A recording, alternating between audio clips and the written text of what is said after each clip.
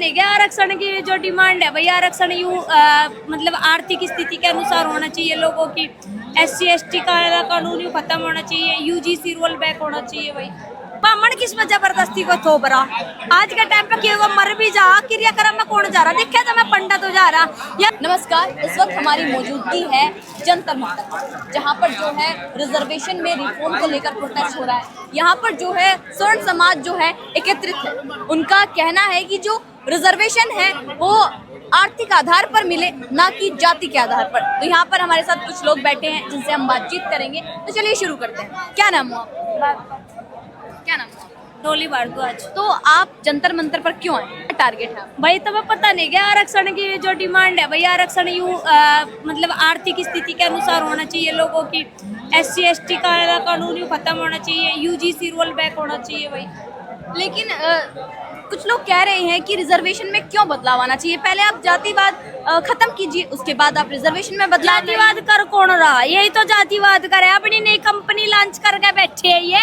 ये हिंदू का हम सनातन धर्म के है ही नहीं, अपनी कंपनी ये लॉन्च करके बैठे नहीं तो भाई हम पकड़ पकड़ कर लाते फिरेंगे क्या? अपने धर्म में जो और नू कर लो वो कर लो। कह रहे जातिवाद है, जातिवाद किसने करा? ब्राह्मणों ने कद करा? इनका डॉक्टर भीमराव अम्बेडकर ने जातिवाद बुलाया? हमने थोड़ी जातिवाद करा। हमें स्वर्ण कहा किसने? बांटा किसने हमें? अरे ब्राह्मण ने 4 जाति बनाई, 4 वर्ण बनाए। पंडित ही बैठे थे सारी की सारी क्रियाक्रम। अरे नू तो बता दे, पंडित ही बैठे थे क्या? नामकरण और शमशानकरण में तो थे और काय में थे ये 4 वर्ण किसने बनाए? 4 वर्ण। अरे जिन्हें बन चाहिए इन्होंने तो जातिवाद का काम करे जी। तो इन्होंने खुद जातिवाद करा, हमने तो कोई जातिवाद नहीं करा। मेरी बराबर में तुम बैठी, हमने तेरे तनु बुझी तेरी जाति के है बुझी के तेरा जिस टाइम पे चैनल पे बाइट लेना है हमने तेरी जाति बुझियो, तेरा नाम बुझो नहीं बुझा ना, हमने कैसा जातिवाद कर दिया? कह रहे ब्राह्मणों ने पानी नहीं पीने दिया, सदियों से अत्याचार करते हैं। ये अच्छा अत्याचार सारे अत्याचारी नहीं पे हुए और किसी पर अत्याचार नहीं हुए। पानी के लिए ही नहीं रोका, कुएं खोद खोद के पी लेते पानी ना, किसी ने रोका था? तो जब 2 दिन को रोटी ना दो तो भूख की मारी मर जागी, आग फैल जागी, तो पानी के बिना ये जिंदा रह लेते हैं। कह रहे हैं हमारे साथ अत्याचार हुआ, अब जब हमें रिजर्वेशन मिल रहा है तो तकलीफ हो रही है इन्हें। भाई हमें इनकी रिजर्वेशन था, हमें कोई तकलीफ नहीं। रिजर्वेशन आर्थिक स्थिति में हो तो इन्हें क्या तकलीफ है बताओ? आर्थिक आधार पर होना चाहिए। हाँ बिल्कुल होना चाहिए, वो किसी भी जाति में हो, किसी भी संविधान के हिसाब से तो जो है संविधान में तो तेरा नो भी लिख रहा क्या बलात्कारी को फांसी की सजा दो, क्यों ना देते? फिर बलात्कारी को 1 हफ्ते के अंदर अंदर खुला छोड़ दे, क्यों छोड़ दे संविधान के तौर पे बताओ? जी, तो क्या लगता है जो जैसे CJP की जो डिमांड है वो मानी गई तो सरकार इसको मानेगी? भाई मानेगी, बिल्कुल मानेगी। हमें सरकार तो उम्मीद है इस चीज को, ये मान कर छोड़ेंगे, ठीक मना कर छोड़ेंगे। देखो मानेगी ठीक है, नहीं मानेगी तो फिर मनानी पड़ेगी, सीधी सी बात है ना। तो कैसे? जैसे CJP ने 1 महीने तक धरना प्रदर्शन दिया, तो कब तक चल सकता है प्रदर्शन?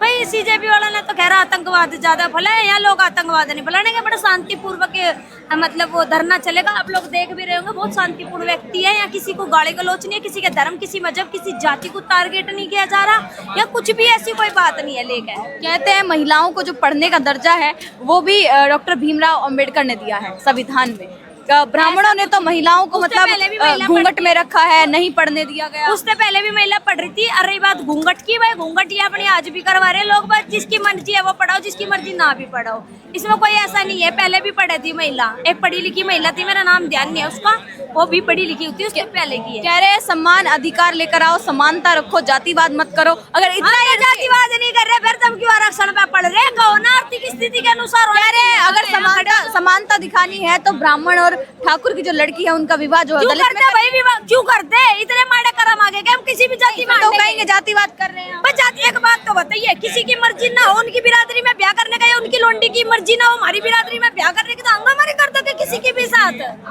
क्या मतलब बैठ गया इस बात का? अरे बड़े बुजुर्गों ने जो भी कहा ठीक कहा, बिरादरी अब ब्याह शादी ना अपनी बिरादरी में ठीक लगा। जो देवता कुल देवता हो ना वे अपनी बिरादरी के लगे, दूसरी बिरादरी के। सबसे ज्यादा आज के टाइम में मैटर देखते हो कि तलाक के केस बढ़े सबसे ज्यादा कोर्ट में, क्यों बढ़े? वो अपने को नहीं मानते, दूसरे को मानने, वो दूसरे को नहीं मानते, तीसरे को मानने, यूं धंधा चला रखा। अरे जिसकी जहाँ मर्जी वहाँ ब्याह करो, इसमें क्या मतलब रह गया? कह रहे हैं कि आरक्षण नहीं हटेगा, कुछ भी कर। अच्छा क्यों ना तेरी चलेगी? अरे आरक्षण हटाने को क्या कौन रहा? आर्थिक स्थिति के अनुसार कह रहा।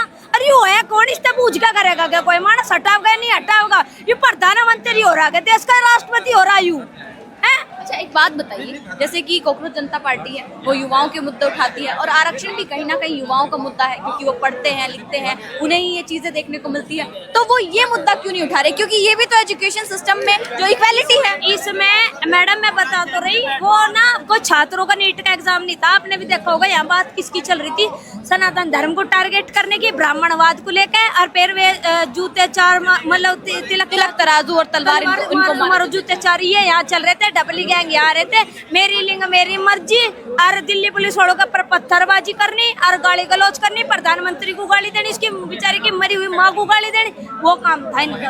अच्छा, जब ये नारा यहाँ से दिया गया तिलक तराजू और तलवार इनको मारो जूते चार, तो क्या ये स्वर्ण समाज के साथ भेदभाव नहीं था?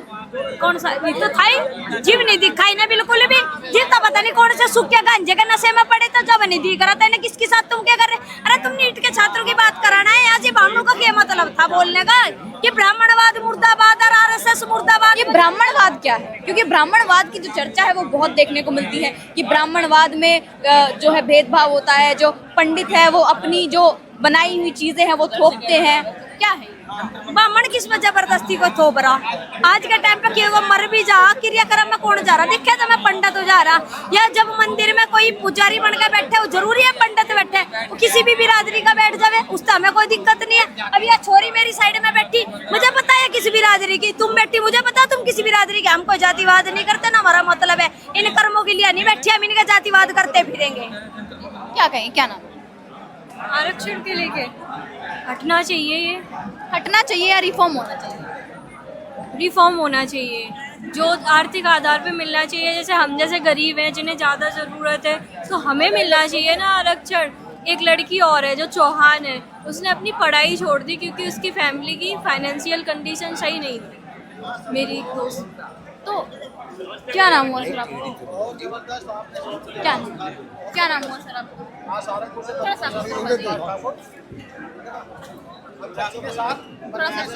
उनसे बात। हाँ जी बताइए क्या पूछ रहे हैं? क्यों आए हैं आप जंतर मंतर? ये यूजीसी का कानून है, इसको वापस होना चाहिए। वापस क्यों? वापस होना चाहिए या बदलाव आने चाहिए? बदलाव भी आ जाए, बदलाव भी कर दे, गवर्नमेंट को जरा सुधार करना चाहिए इसमें। क्या सुधार जरा बताएंगे? ये जरूरत के हिसाब से होना चाहिए, जो जरूरतमंद है उसको मिले, जो जरूरतमंद नहीं है उसको नहीं मिले। ये इन्होंने जाति के आधार पर कर रखा है, ऐसा नहीं करना चाहिए।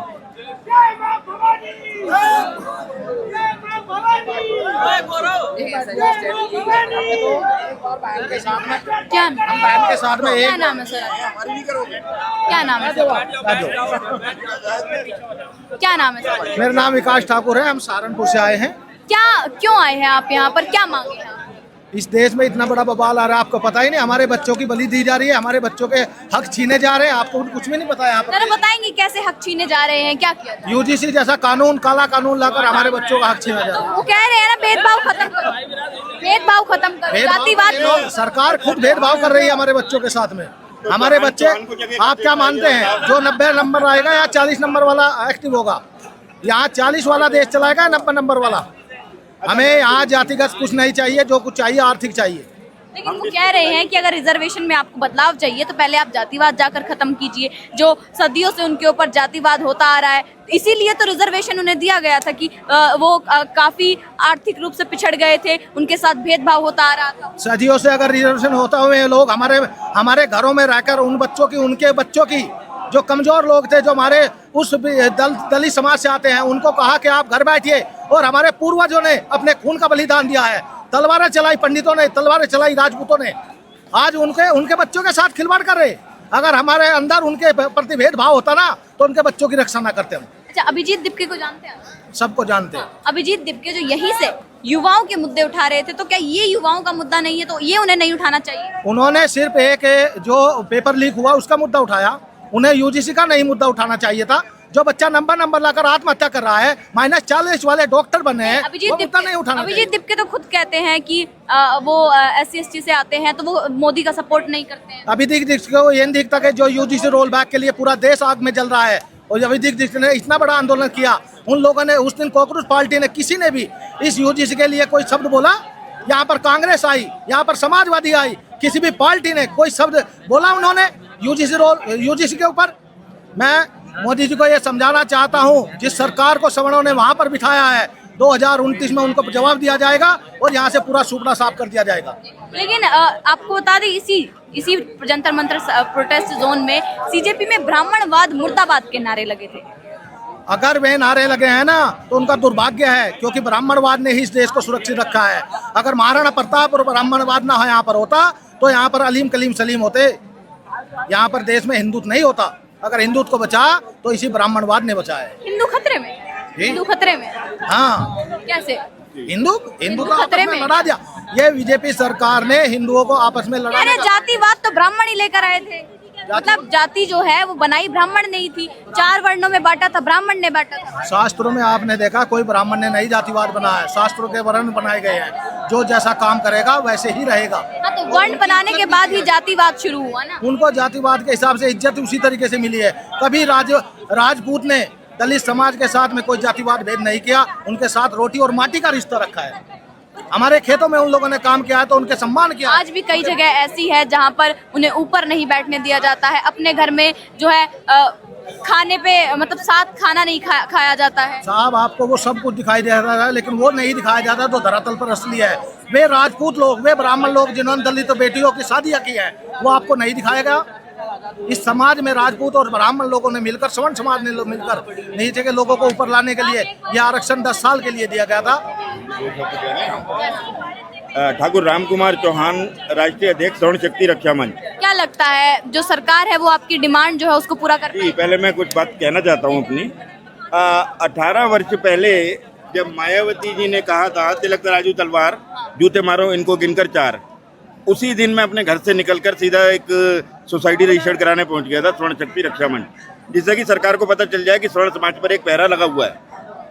हरियाणा के सर छोटू राम जी ने कहा था कोई भी जाति या कोई समाज तभी तरक्की कर सकता है जब वो अपना संगठन तैयार कर ले।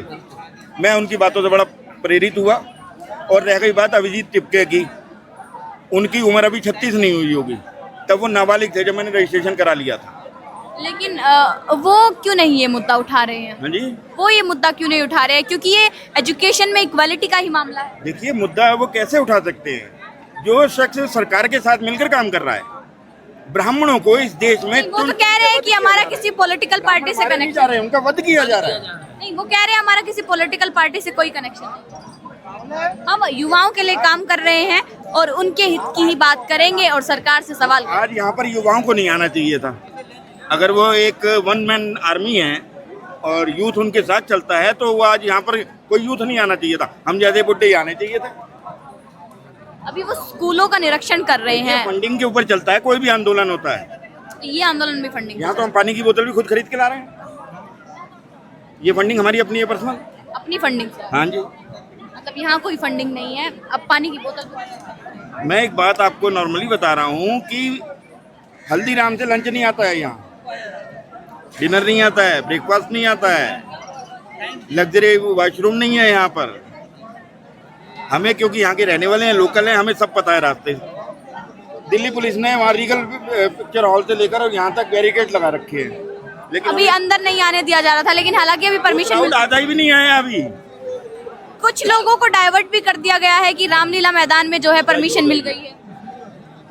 मुझे 10 जगह रोका गया। मेरे घर के सामने मॉल्टन थाना है, मैं दिल्ली में ही रहता हूँ। लोकल पुलिस वाले आ गए, वो तो ये कह लीजिए नेतागिरी है। जरा उनको चाय पानी पिलाते रहते हैं तो कहने लगे जी आप निकल जाओ, हम कहेंगे जी निकल गए।